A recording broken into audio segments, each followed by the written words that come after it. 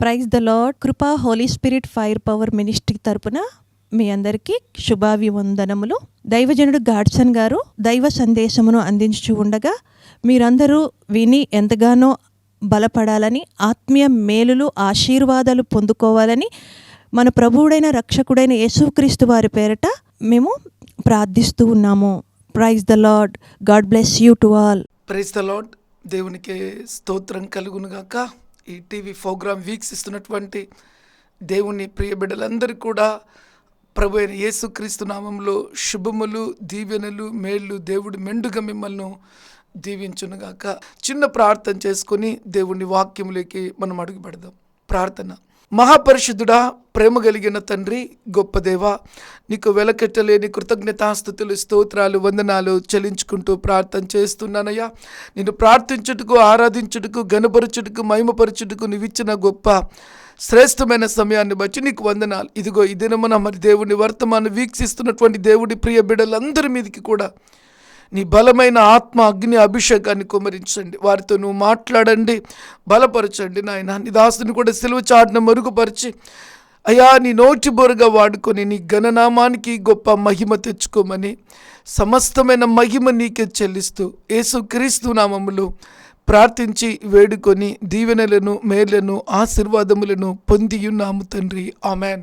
దేవునికి స్తోత్రం కలుగును గాక. ప్రియుని బిడ్డలారా, అయితే దేవుని వాక్యం ఏం చెప్తుందంటే, ప్రియుని బిడ్డలారా, దేవుని దర్శనములు ఎవరు పొందుకుంటారు అనేది నేను ఈరోజు మీతో మరి పరిశుద్ధాత్మ దేవుడు మాట్లాడబోతున్నాడు. ప్రియుని బిడ్డలారా, ఈ వర్తమానం వింటూ ఉన్నప్పుడు మరి దేవుని దర్శనములు ఎవరికైనా రాకుండా ఉన్నట్లయితే, దేవుడి దర్శనం యొక్క అభిషేకాన్ని వారు పొందుకోకుండా ఉన్నట్లయితే, నీ యొక్క స్థితిగతులు మార్చబడి దేవుడు వాక్యానుసారంగా ఉన్నప్పుడు ప్రియుని బిడ్డలారా, ఖచ్చితంగా దేవుడు దర్శనమిచ్చి నీతో ముఖాముఖిగా మాట్లాడతాడు. ఆమెన్ చెప్దామా?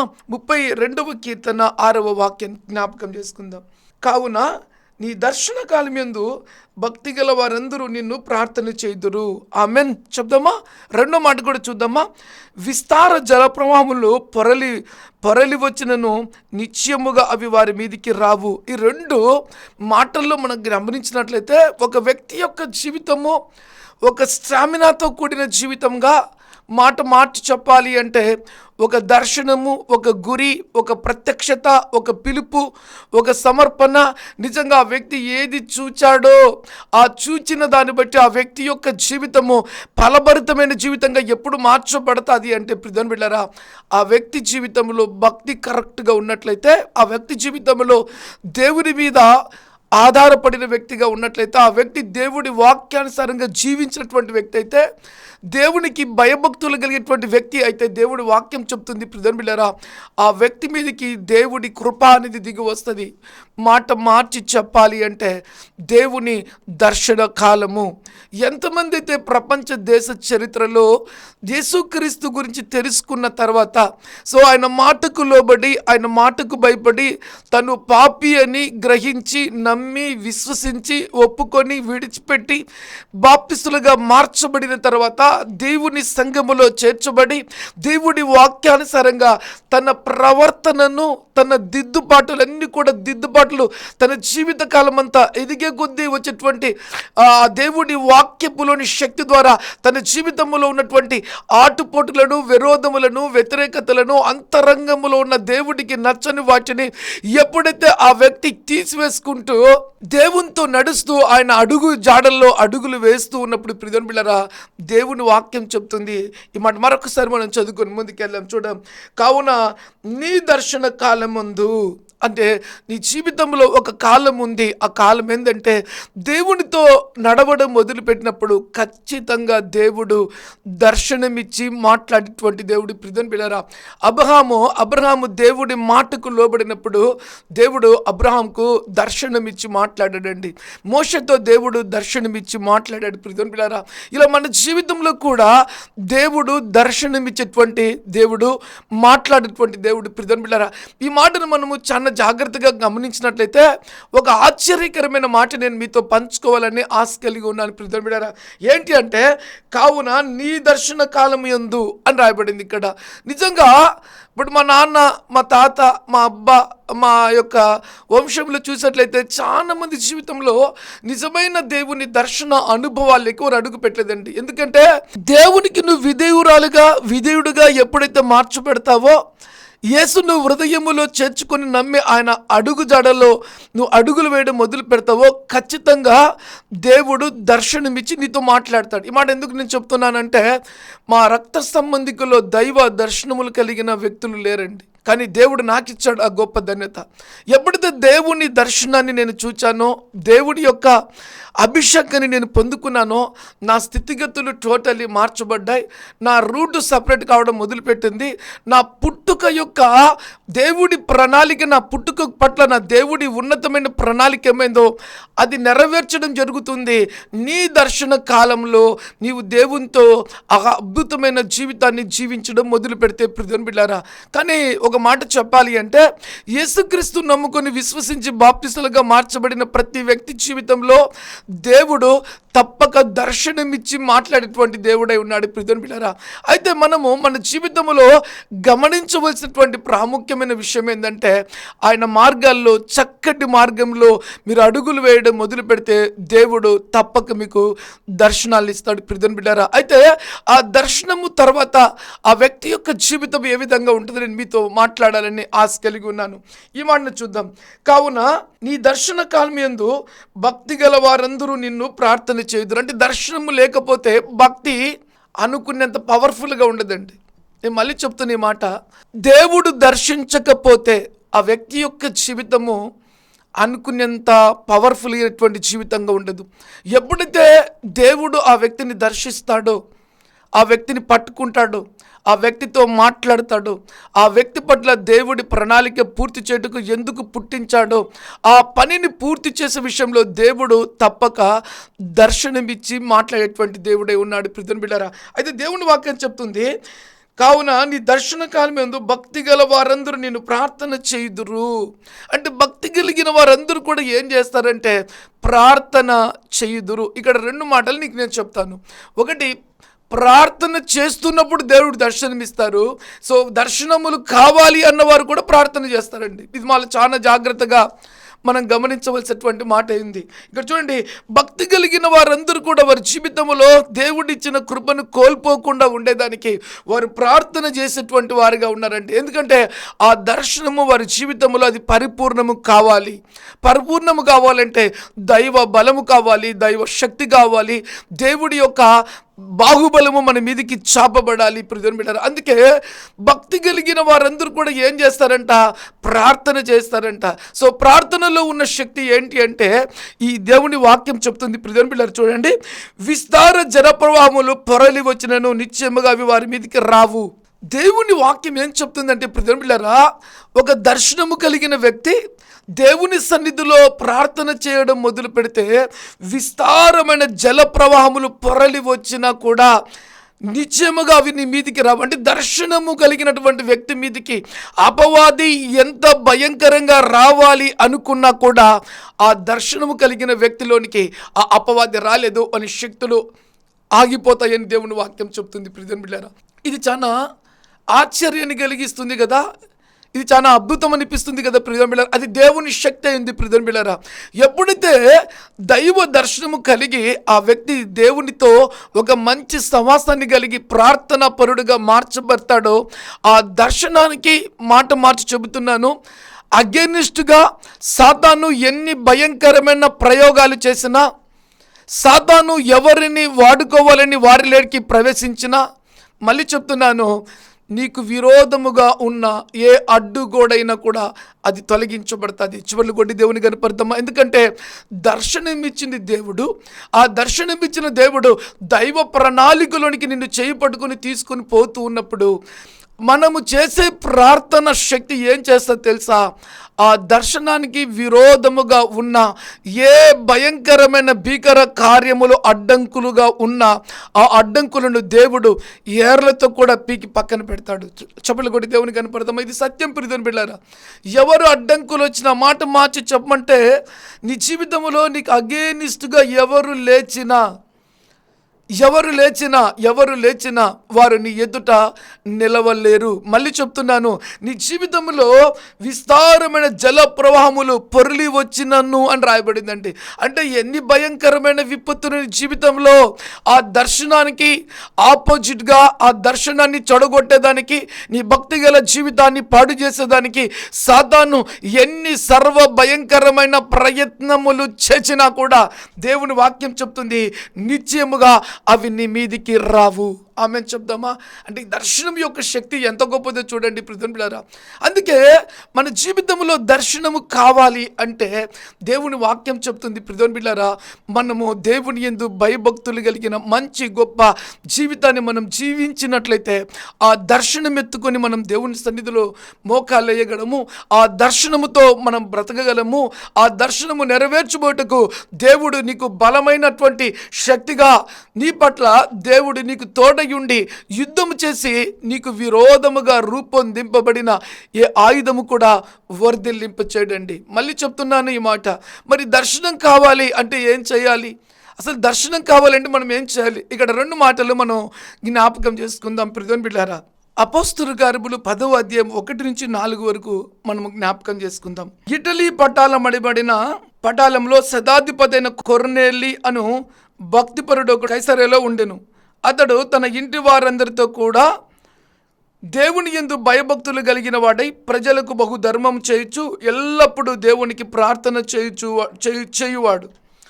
పగలు ఇంచుమించు 3 గంటలకు దేవుని దూత అతని వద్దకు వచ్చి కొర్నేలు అని పిలుచుట దర్శనం ముందు అతడు తేటగా కనపడును. అతడు దూత అని తేరిచూచి భయపడి, ప్రభువా ఏమని అడిగాను. అందుకు దూత, నీ ప్రార్థనలు నీ ధర్మ కార్యములు దేవుని సన్నిధికి జ్ఞాపకార్థముగా చేరినవి. ఆమెను చెప్దామా?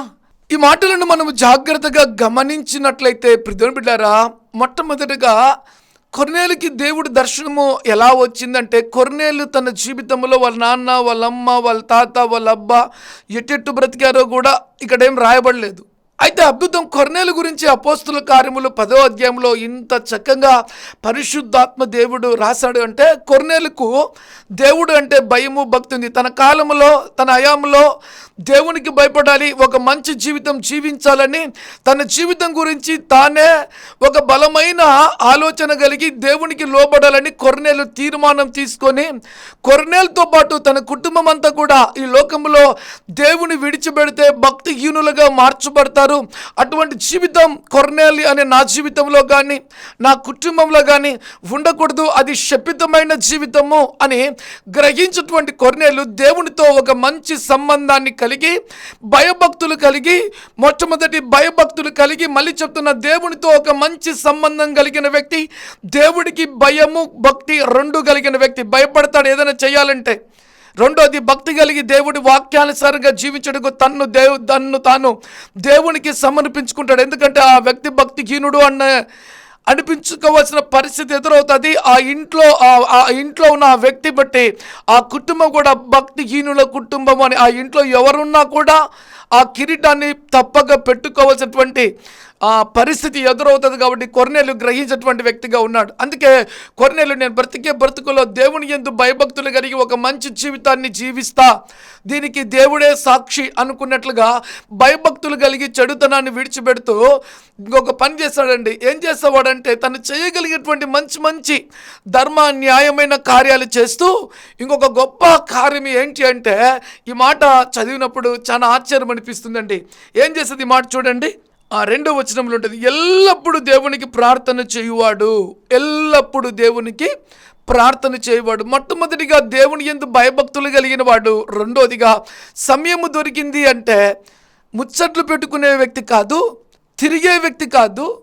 తన జీవితంలో దేవుని దర్శనాల కోసము దేవునితో చక్కగా మాట్లాడేటువంటి వాడు. ప్రభువా ప్రభువా అని తన జీవితంలో కావలసిన వాటి కోసము దేవునితో ఒక మంచి సహవాసాన్ని కలిగి ఉండాలనే ఒక అద్భుతమైన ఉద్దేశంతో తన జీవితంలో సమయము వ్యర్థపరచుకోకుండా మోకాళ్ళతో ప్రార్థన చేస్తూ ఉండేవాడు. అంటే ప్రార్థనా జీవితం కలిగిన వ్యక్తి. ఎవరైతే ఈ వర్తమానం వింటున్నారో ప్రియమైన బిడ్డలారా, దేవుని దర్శనం కలిగి నీ జీవితం యావత్తు మార్చబడి ఒక ప్రత్యక్షత కలిగిన వ్యక్తిగా నువ్వు మార్చబడి లోకములో దేవుని కృపను బట్టి రగిలించబడి ప్రత్యేకమైనటువంటి వ్యక్తిగా నువ్వు మార్చబడాలి అంటే నీవు నీ జీవితంలో భయభక్తులు కలిగి జీవించే జీవితం ఒకటైతే, రెండోది ఒక గొప్ప ప్రార్థన పరుడిగా సమయము దొరికినప్పుడల్లా నీవు నీ ఇంట్లో నీకు ఇచ్చిన చోట నీ బలిపీఠమును కట్టుకుంటూ దేవునితో ఒక మంచి సంబంధాన్ని కలిగి ఎల్లప్పుడూ ప్రార్థన చేసేటువంటి వ్యక్తిగా ఉన్నట్లయితే దేవుడు తప్పక నీకు దర్శనమిస్తాడు. బిడ్డలారా, ఇక్కడ కూడా ఏం జరిగిందంటే కొర్నేలు తన జీవితంలో నేర్చుకున్నాడు ఒక అద్భుతమైన ఒక విధానాన్ని, అదే ప్రార్థనా జీవితము. కాబట్టి బిడ్డలారా, ఎప్పుడైతే ప్రార్థన జీవితాన్ని తన జీవితకాలం అంతా సమయము దొరికినప్పుడల్లా దేవునితో గడపడము ఈ కొర్నేలు ఎప్పుడైతే అలవాటు చేసుకున్నాడో, దేవుడు ఆ కొర్నేలుని చూచి నిజంగా ఏం చేశాడంటే దర్శనం ఇచ్చాడండి. అతను చేసిన పనులను దేవుడు చూచాడు. రెండోది అతని ప్రార్థనను దేవుడు చూచాడు. మూడో అద్భుతం చెప్పమంటావా, ఆ కొర్నేలు దగ్గరికి దేవుని దూతను పంపించాడండి. కొర్నేలుతో దేవుని దూత మాట్లాడుతుంది. కొర్నేలు భయపడ్డాడు. ఏంటి ఈ యొక్క దూత ఎవరు అన్నట్లుగా భయపడ్డారు. అయితే ఆ దూత మాట్లాడుతుంది, కొర్నేలు నీ ధర్మ కార్యములను నువ్వు చేసిన ప్రార్థన మనవులను దేవుడి దగ్గరికి వచ్చినవి వినిపించాయి, అది చెప్పుటికే నేను మీ దగ్గరికి వచ్చాను అని. చెప్పలు కూడా దేవుని కనపడతామో ప్రియమైన బిడ్డలారా. అందుకే మన జీవితంలో నేర్చుకోవాలి, సమయము దొరికినప్పుడల్లా దేవుని సన్నిధిలో ప్రార్థించేటువంటి వ్యక్తిగా ఉన్నట్లయితే ఖచ్చితంగా దేవుడు దర్శనమిచ్చి మాట్లాడేటువంటి దేవుడై ఉన్నాడు. ఇంకొక మాట కూడా మనం చూద్దాం. అపోస్తుల కార్యములు 11వ అధ్యాయం 5వ వచనాన్ని కూడా మనం జ్ఞాపకం చేసుకుందాం. నేను ముప్పే పట్టణములో ప్రార్థన చేయుచుండగా పరవశుడనైతిని. అప్పుడు ఒక దర్శనము నాకు కలిగాను. అది ఏదనగా 4 చెంగులు పట్టి దింపబడిన పెద్ద దుప్పటి వంటి ఒక విధమైన పాత్ర ఆకాశం నుండి దిగి నా వద్దకు వచ్చెను.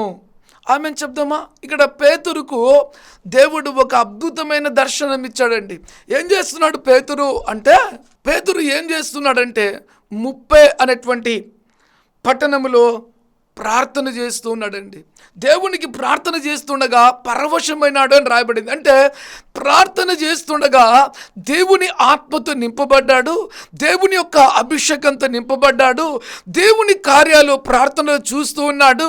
ఆ ప్రార్థన సమయంలో ఒక అద్భుతమైన దర్శనాన్ని చూచి ఆశ్చర్యపోతూ ఉన్నాడు. ఏంటి నేను దేవుని సన్నిధిలో ప్రార్థన చేస్తూ ఉంటే దేవుడు ఒక అద్భుతమైనటువంటి మాట చూపిస్తున్నాడు అని పరవశుడైనాడని రాయబడింది. ప్రియమైన బిడ్డలారా, ఎందుకు ఈ మాట నేను చెప్తున్నానంటే, నీవు నీ జీవితంలో నీ ప్రార్థన విధానాన్ని సరి చేసుకుంటూ, ఎందుకు ఈ మాట నేను వాడుతున్నానంటే, చాలా మంది జీవితాల్లో దేవుడిచ్చిన పెదవులు, దేవుడిచ్చిన నోటిని వ్యర్థంగా వాడుకుంటూ, ఇదే నోటిని దేవుని కొరకు వాడబడాలంటే, అపవిత్రపరుచుకుంటూ వాడబడాలంటే ఆ నోర్లు, ఆ నాలుకలు సరిగా దేవుని దర్శనాలు చూడాలంటే, దేవునితో నువ్వు మాట్లాడాలంటే నీ నాలుకని, నోటిని పరిశుద్ధపరచుకోవాలి. ఒకవేళ పొరపాటున ఒకవేళ ఆవేశంలో నువ్వు ఏదైనా మాట్లాడినప్పుడు వెంటనే దేవుని దగ్గర పాపక్షమాపణ పొందుకొని దేవుడు వాడుకునేటువంటి నోరుగా, దేవుడు వాడుకునేటువంటి పెదవులుగా, దేవుడు వాడుకునే నాలుకగా నీ నాలుక ఉండాలని ఒక బలమైన తీర్మానం తీసుకొని ఆ దేవుని సన్నిధిలో నువ్వు మొరపెట్టేటువంటి వ్యక్తిగా ఉండడం దేవుని చిత్తం. ప్రియమైన అందుకే యెషయా గ్రంథములో యెషయా ప్రవక్త దేవుని సన్నిధిలో ప్రార్థన చేస్తుండగా దర్శనమును చూచినప్పుడు ఏమన్నాడు తెలుసా, నిన్ను అపవిత్రమైన పెదవులు గలవాడని ప్రభువా అన్నాడు. అప్పుడు దేవుని దూత అగ్ని కొరివిని తీసుకొచ్చి ఆ యెషయా పెదవులను తాకినప్పుడు ఆ యెషయా పెదవుల మీదకి దేవుని అగ్ని దిగి వచ్చినప్పుడు పాపక్షమాపణ జరిగింది. దేవుడు వాడుకునేటువంటి నోరుగా యెషయా నోటిని దేవుడు వాడుకున్నాడు. ఆ యెషయా ప్రవక్తను దేవుడు వాడుకున్నాడు అంటే దేవుని దర్శనమిచ్చి మాట్లాడాడు. కాబట్టి యెషయా ప్రవక్త ఏం చేస్తున్నాడు అంటే, తన జీవితంలో జరగబోయేటి జరుగుచున్నవి దేవుడు చెప్పినవి చూస్తూ ప్రపంచంలో ఉన్న అనేకులకు తన ఆయాంలో దేవుడి దర్శనాన్ని బట్టి సువార్త ప్రకటించడమే కాదు, కానీ తన కృపను బట్టి దేవుని ఆత్మతో నింపబడి దేవుడు ఏదైతే చేయాలనుకున్నాడో అవన్నీ కూడా యెషయా ప్రవక్తకు చెప్పినప్పుడు ఆయన పలికిన పలుకులు మన పరిశుద్ధ గ్రంథములో భూమి ఆకాశం ఉన్నంత వరకు దేవుడు తన నోటిని వాడుకొని పలికిన పలుకులు ఈరోజు మనం చదువుకొని మన జీవితాలని మార్చుకుంటున్నాం. ఆమేన్ చెప్దామా? మన ప్రార్థనా జీవితాన్ని మనం సరిచేసుకోవాలి. మనము మన ఇష్టానుసారంగా ఉండి దేవుని దగ్గరికి వెళ్ళి ప్రార్థన చేస్తున్నామంటే మన పెదవులు నోరు తెరిచి చెప్పినప్పుడు దేవుడు ఆ పెదవుల ప్రార్థన వినడు. మళ్ళీ చెప్తున్నా, నీ అంతరంగంలో ఒక మంచి దేవుని యందు భయభక్తులు కలిగి నీవు దేవుని కంట్రోల్లో ఉండి దేవుడి వాక్యానుసారంగా జీవించుటకు సిద్ధపాటు కలిగిన వ్యక్తిగా నువ్వు మార్చబడి ఒక ప్రార్థించే వ్యక్తిగా ఉన్నట్టుకు సిద్ధపాటు కలిగిన వ్యక్తిగా నువ్వు తయారు చేయబడి దేవునితో ఒక మంచి సత్సంబంధాన్ని కలిగినట్లయితే దేవుడు తప్పక నీ మొర వింటాడు. నీ మొర విని నీకు దర్శనమిచ్చాడు. నీ ప్రార్థనకు దేవుడు జవాబుగా బలమైన గొప్ప కార్యాలు చేస్తాడు. ప్రియంటే నీ వ్యక్తిగత జీవితం మీద ఆధారపడింది. ఆమెన్, హల్లెలూయా చెప్దామా? అయితే రెండో మాట ఏంటంటే, పేతురు ప్రార్థిస్తుండగా దేవుడు దర్శనమిచ్చి మాట్లాడాడండి. మూడవదిగా నేను మీతో పంచుకోవాలన్నటువంటి ఒక అద్భుతమైన మాట ఏంటంటే, ఈరోజు వర్తమానం వింటున్నటువంటి మీ అందరూ కూడా దేవుడి దర్శనములు కావాలి అన్నట్లయితే ఖచ్చితంగా దేవుడు మీ అందరూ కూడా దర్శనాలు ఇస్తాడండి. ఎందుకంటే దర్శనమిచ్చి మాట్లాడేటువంటి దేవుడు మన ప్రభు అయిన యేసుక్రీస్తు ప్రభువారు. అయితే దేవుని దర్శనం మనం పొందుకోవాలి అంటే ఏం చేయాలి? దేవుడి వాక్యములో మనం చూద్దాం. ప్రియమైన బిడ్డారా, తీతుకు రాసిన పత్రిక 2:12 మనం చదువుకుందాం. తీతుకు రాసిన పత్రిక 2:12 వచనం చూద్దామా? మనము భక్తిహీనతను ఇహలోక సంబంధమైన దురాశలను విసర్జించి, మనం చాలా జాగ్రత్తగా గమనించాలి. ఏంటంట, మనము భక్తిహీనతను అంటే దేవుడి వాక్యానికి విరోధమైనటువంటి క్రియలు చేయకూడదు. ఆచారాలు కానీ ఆజ్ఞ అతిక్రమంతో జీవించే జీవితం కానీ మన జీవితంలో ఉండకూడదు. మూడోది, భక్తిహీనుల్లాగా మనం ఎంత మాత్రం జీవించడం దేవుని చిత్తము కాదు. అది నువ్వు గుర్తుపెట్టుకోవాలి. నీకు నీవే సాక్షివి. నీ క్రియలే నీ మీద సాక్షిగా ఉంటాయి. నువ్వు భక్తిపరుడువో కాదో నీకే తెలుస్తుంది. నిజమైన భక్తిపరుడికి ఉన్న స్టామినా చాలా అద్భుతంగా ఉంటుంది. అది దేవునితో అంటుకట్టుబడి ఉంటుంది కాబట్టి రోషము కలిగి మాట్లాడతాడు, ధైర్యంగా ఉంటాడు. దేవుని ప్రవచన వాగ్దానం ఏంటంటే, నిజమైన భక్తిపరుని జోలికి రావడము అంటే చాలా కష్టం. ఎందుకంటే దేవుని శక్తి అనేది విడుదలవుతుంటుంది. నిన్ను తాకితే దేవుని కనుగుడ్డుని తాకినట్లుగా జనులు సైతం కూడా భయపడతారండి. నిజమైన భక్తిపరుని జోలికి పోవాలంటే బైబిల్ చెప్తుంది, నీతిమంతుని జోలికి పోకూడదు. అది జీవించిన వారి జీవితంలో దేవుని శక్తి ఉన్నది. ఆమె చెప్దామా? ఇక్కడైతే ప్రియమైన బిడ్డలారా, ఈ వర్తమానం వింటున్నటువంటి మీ అందరి జీవితంలో దేవుని శక్తి బలముగా పనిచేయాలి అంటే, మీరు దేవుని దర్శనములు చూసుకోవాలి అంటే, మీరు దర్శనం ద్వారా ఒక మంచి జీవితం జీవించాలి అంటే దేవుని వాక్యం చెప్తుంది. ప్రియమైన బిడ్డలారా, మొట్టమొదటిగా ఏం చేయాలంట, మనము భక్తిహీనతను, ఈ లోక సంబంధమైన దురాశను విసర్జించి, భక్తిహీనతను, రెండోది ఈ లోక సంబంధమైన ఇహలోక సంబంధమైనటువంటి ఏముందంట, దురాశలు. మనిషి జీవితంలో ఈ లోక సంబంధమైన దురాశలు సాతాని దర్శనాలు తీసుకొచ్చి పెడతాయి, దేవుని దర్శనాలు తీసుకొచ్చి పెట్టు. దేవుని దర్శనం పొందుకోవాలి అంటే ఒక భక్తిపరుడుగా ఉండాలి. దేవుడికి ఇష్టమైన మార్గంలో నడిచినప్పుడే దైవ దర్శనాలు అనేది ఆ బిడ్డకు వస్తాయి. ప్రియమైన ఇహలోక సంబంధమైన దురాశలతో నింపబడినప్పుడు దేవుని దర్శనాలు ఆ వ్యక్తికి ఎప్పుడు కూడా రావు. ఇది నువ్వు గుర్తుపెట్టుకో. మూడోది చూద్దాం. శుభప్రదమైన నిరీక్షణ నిమిత్తము అని రాయబడిందండి. శుభప్రదమైన నిరీక్షణ నిమిత్తం అంటే ఒక మంచి జీవితము కొరకు, లేదా ఒక మంచి దేవుడి ఉన్నతమైన ప్రణాళిక నిమిత్తము. మూడో మాటగా చూడండి, అనగా మహాదేవుడును మన రక్షకుడైన యేసుక్రీస్తు యొక్క మహిమ యొక్క ప్రత్యక్షత కొరకు ఎదురు చూచుచు ఈ లోకములో స్వస్థ బుద్ధితోనూ నీతితోనూ భక్తితోనూ బ్రతుకు చుండవల్లని మనకు బోధించుచున్నది. ఈ మాట చూడండి. దేవుని దర్శనాలు కావాలి అంటే, దేవుని దర్శనాలు మనం పొందుకోవాలి అంటే మన జీవితంలో ఇహలోక సంబంధమైన క్రియలను విడిచిపెట్టాలి. రెండోది భక్తిహీనతను విడిచిపెట్టాలి. మూడోది శుభప్రదమైనటువంటి నిరీక్షణ నిమిత్తము మన జీవితంలో కావాల్సిన ప్రతి గొప్ప దీవెన మేళ్ళు, ప్రతి ప్రార్థనకు జవాబు పొందుకొని మనము అద్భుతమైన జీవితం జీవించేదాని నిమిత్తము చూడండి, మహాదేవుడు మన రక్షకుడైన యేసుక్రీస్తు యొక్క మహిమ ప్రత్యక్షత కొరకు ఎదురు చూచుచు, దేవా నువ్వు నాతో మాట్లాడు, దేవా నువ్వు నన్ను కలిపి, దేవా నువ్వు నన్ను అభిషేకించు, దేవా నువ్వు నన్ను వాడుకో, దేవా నీ కృప నా మీదికి దిగిరా ప్రభాని దేవుని సన్నిధిలో అడుగుతూ ఉండాలి. రెండోది, దేవుని వాక్యం చెప్తుంది మహిమ యొక్క ప్రత్యక్షత కొరకు ఎదురు చూచుచూ ఉండాలి. దేవుని కృప కొరకు కనిపెట్టుకుంటూ ఉండాలి. ఆయన యొక్క దేవుని వాక్యం చెప్తుంది మహిమ ప్రత్యక్షత కొరకు ఎదురు చూచూ ఉండాలి. అంటే ఈరోజు, రేపు, ఎల్లుండి మనము ప్రతిరోజు దేవుని సన్నిధిలో ప్రార్థన చేస్తూ దేవుని పాదాలు పట్టుకొనుచూ ఉండగా ఖచ్చితంగా దేవుడు దర్శనమిచ్చి మాట్లాడేటువంటి దేవుడే ఉన్నాడు. ప్రియమైన బిడ్డలారా, ఆసక్తి ఉండాలి నీకు, ఆశ ఉండాలి నీకు, దేవుని తాకిడిని అనుభవించాలనేటువంటి తృష్ణ నీకు ఉండాలి, ఆ దేవుని సన్నిధిని అనుభవించాలనేటువంటి ఒక లోపల మంచ నీకు ఉండాలి. ప్రియమైన బిడ్డలారా, అది చాలా ప్రాముఖ్యమైంది. ఆశ కలిగిన ప్రాణాన్ని దేవుడు తృప్తిపరుస్తాడు. చూడండి, అలాంటి మనస్సాక్షి కలిగి, నాలుగవది, ఈ లోకంలో స్వస్థ బుద్ధితోనూ నీతితోనూ. ఎటువంటి బతుకు దేవుడు బ్రతకమంటాడు ఈ లోకంలో అంటే స్వస్థ బుద్ధితోనూ నీతితోనూ భక్తితోనూ బ్రతుకుచూ ఉండవలను. ఆమె చెప్దామా? ఈ లక్షణాలు నీ జీవితంలో నువ్వు అలవరుచుకున్నట్లయితే తప్పకుండా దేవుని వాక్యం చెప్తుంది, ప్రియమైన బిడ్డలారా, దేవుడు దర్శనమిచ్చి నీతో మాట్లాడతాడంట. నువ్వు ప్రార్థన గదిలోకి వెళ్ళి ప్రార్థన చేస్తున్నప్పుడు కూడా ఈ లక్షణాలు నీలో ఉన్నట్లయితే నువ్వు దేవుని సన్నిధికి వెళ్ళి ఆ భక్తిహీన లోక సంబంధమైన వాటి కొరకే అడుగుతూ ఉంటావు. కానీ దేవుడి ఉన్నతమైన దర్శనము, ప్రత్యక్షత, పిలుపు, ఒక సమర్పణ, ఒక దేవుని మహిమ కొరకు ఎదురు చూసేటువంటి వ్యక్తిగా ఉండవు. ఎందుకంటే ఇవన్నీ నీలో ఉంటాయి. ఈ లోక సంబంధమైనవి నీకు తెలియని ఒక సత్యమైన మాట చెప్తున్నా వినండి. ఈ లోకములో దేవుని వాక్యం చెప్తుంది, మొదటిగా నా నీతిని, రాజ్యాన్ని వెతుకు, నీకేం కావాలో నేను ఇస్తా అని అన్నాడు. ఈ లోకంలో నీకేం కావాలో దేవుడు ఇస్తాడు. అయితే నువ్వు దేవుని వాక్యానుసారంగా జీవించుటకు ఒక సిద్ధమైన సమర్పణ కలిగిన వ్యక్తిగా ఆయన అడుగుజాడలను అడుగులు వేయడం మొదలుపెట్టినట్లయితే దేవుడు తప్పక నీకు దర్శనమిచ్చి మాట్లాడేటువంటి దేవుడై ఉన్నాడు. ప్రియమైన బిడ్డలారా, ఆమెను చెప్దామా? ఇంకొక మాట చెప్పి నేను ముగించాలని ఆశ కలిగి ఉన్నాను. 34వ కీర్తన 5వ వాక్యాన్ని జ్ఞాపకం చేసుకుందాం. వారు ఆయన తట్టు చూడగా వారికి వెలుగు కలిగను, వారి ముఖములు ఎన్నడూ లజ్జింపకపోవును. ఆమె చెప్దామా?